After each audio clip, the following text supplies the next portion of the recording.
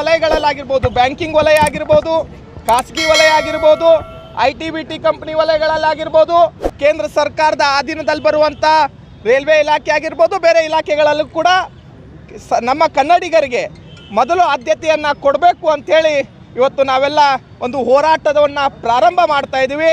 ಇದು ಇವತ್ತಿನ ಹೋರಾಟದ ಇವತ್ತು ಪ್ರಾರಂಭ.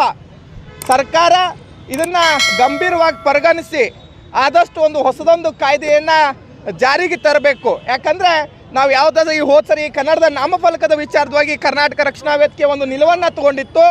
ಆ ನಿಲುವು ಅಂಥ ಹೋರಾಟ ಮಾದರಿಯೇ ಇದು ಕೂಡ ಆಗಬೇಕಾಗತ್ತೆ.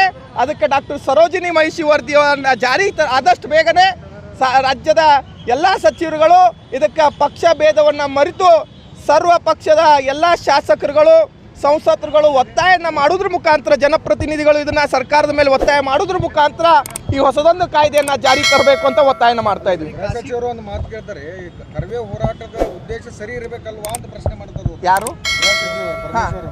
ಅಲ್ಲ, ನಾವೇನು ನಮ್ಮ ನೆಲದೊಳಗಡೆ ಕನ್ನಡದ ಮಕ್ಕಳಿಗೆ ಉದ್ಯೋಗ ಅವಕಾಶ ಕೊಡಬೇಕಂತ ಒಂದು ಹೋರಾಟ ಮಾಡಿದ್ರೆ ಇದು ನಮ್ಮ ಹೋರಾಟ ತಪ್ಪಂತ ಅವರಲ್ಲಿ ಭಾವಿಸಿದರೆ ಅದನ್ನು ಯಾರೂ ಏನೂ ಮಾಡೋಕ್ಕಾಗೋದಿಲ್ಲ. ಆದರೆ ನಮ್ಮ ಹೋರಾಟ 7 ಕೋಟಿ ಕನ್ನಡಿಗರ ಪರವಾಗಿ ಹೋರಾಟ ಇದೆ.